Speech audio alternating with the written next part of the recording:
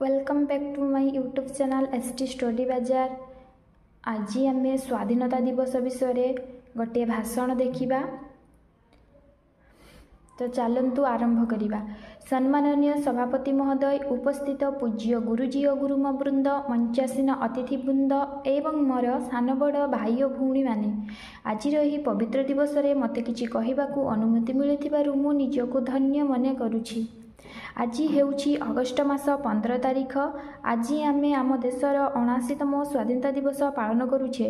1947 मसीहा अगस्ट 15 तारिख दिन आम देश इंग्रेज शासन अधीन मुक्त होई स्वाधीनता लाभ कला।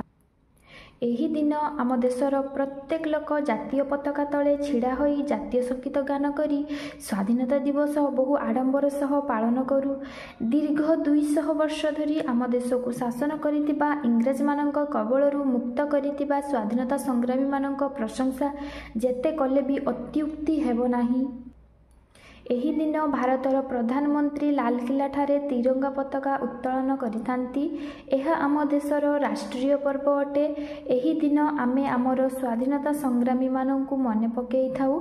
1947 मसीहा अगस्ट 15 तारिख दिन भारत रे प्रथम प्रधानमंत्री पंडित जवाहरलाल नेहरू आमर जातीय पताका उत्तोलन करिथिले।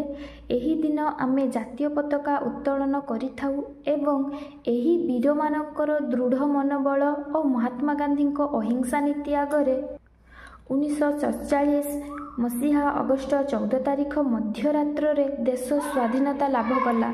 3 रंगर जातीय पताका नील आकाश रे रोमांच सृष्टि कला। आज आमे समस्ते सेमानंक बलिदान जोगु शांतिपूर्ण जीवन यापन करि पारुछे। आमे एतिकी भाग्यवान जे मुक्त आकाशर मौलिक अधिकार नहीं बंची पारुछे।